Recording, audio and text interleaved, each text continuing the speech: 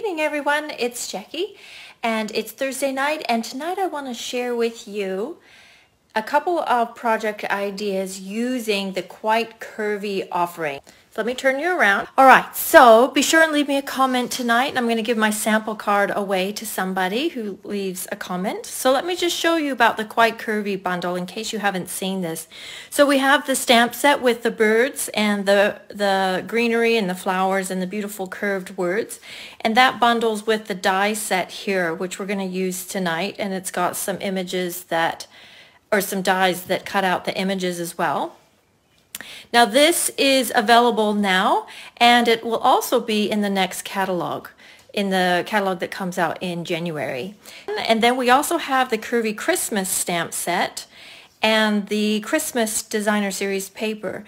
Now these ones are just available while stocks last, so they won't be available again at all.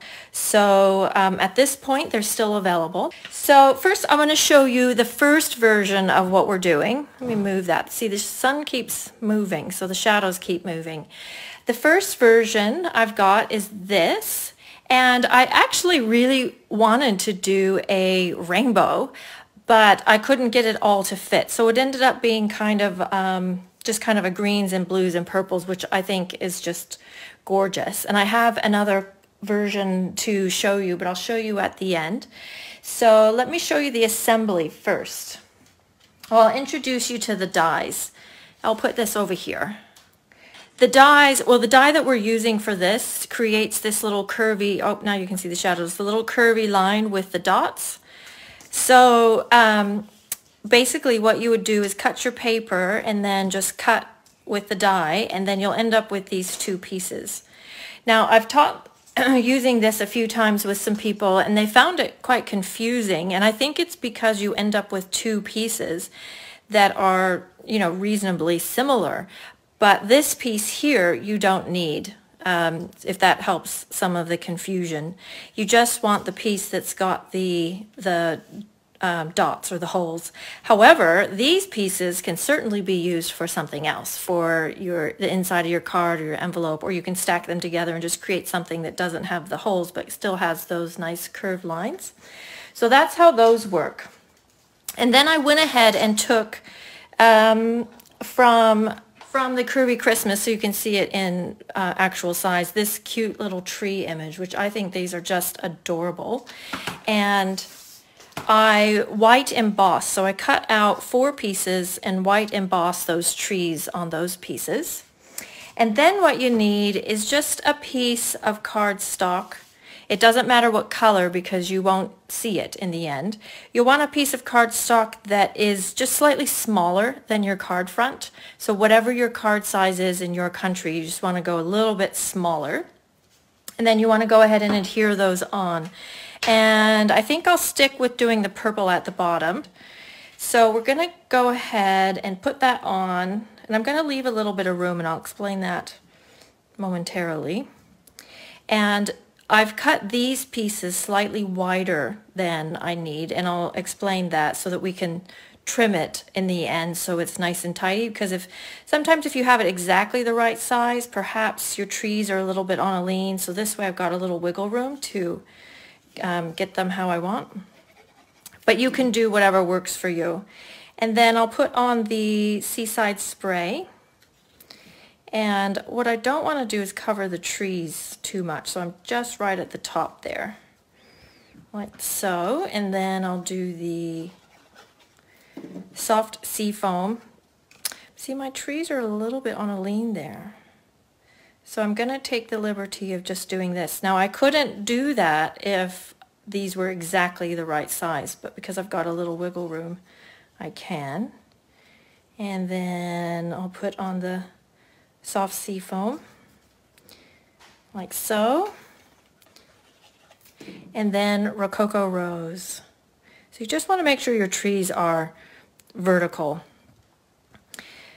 Okay, then from there you've got this kind of messy piece, you can see, but then you would just go to your trimmer and trim it up on the ends so that you've got the room to position them however you want, and then you can tidy up the sides later.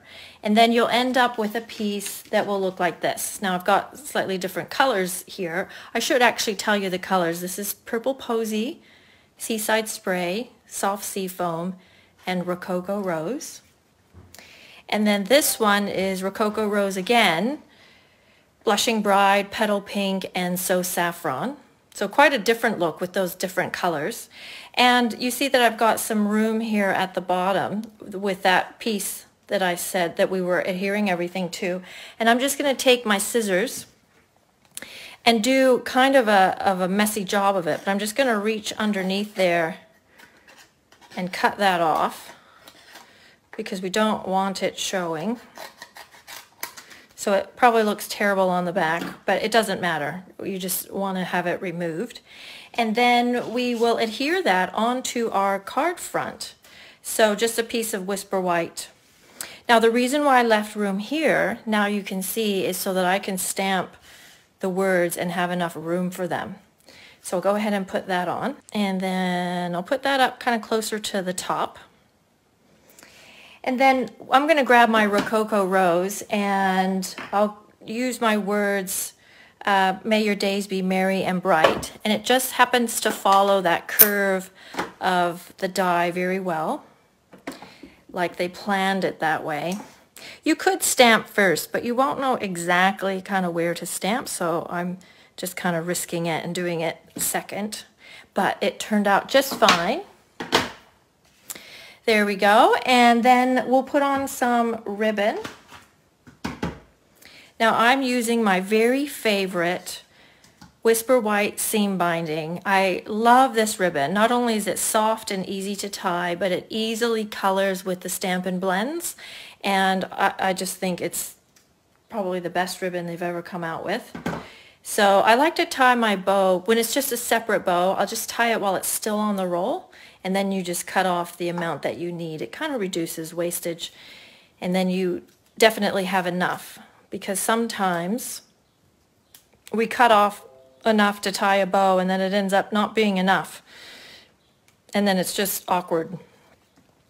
Okay, and I'm going to leave my tails long.